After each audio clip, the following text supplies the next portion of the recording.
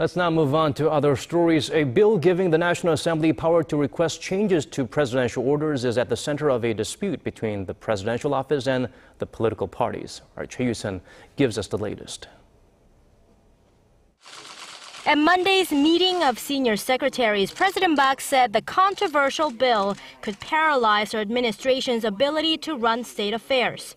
국회가 번번이 수정을 요구하게 되면 정부의 정책 추진은 악영향을 받을 수밖에 없고 결국 그 피해는 고스란히 국민들에게 그리고 우리 경제에 돌아가게 될 것입니다.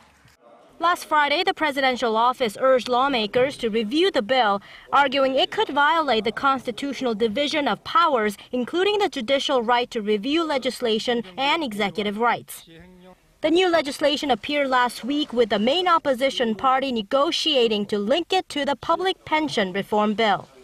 The opposition side hopes to use the bill to request revisions to the ordinance concerning an independent probe into the Sewol-ho ferry disaster.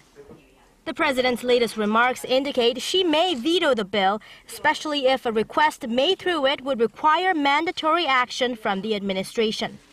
Lawmakers are still at odds on that aspect of the bill. The ruling party's floor leader says it wouldn't require mandatory action and therefore won't violate the Constitution. The main opposition party says the bill would require mandatory action, then criticized the president for declaring a war against the legislature.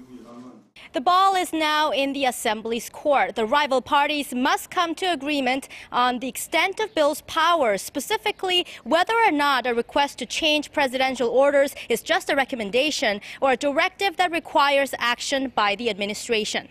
Choi You, Arirang News.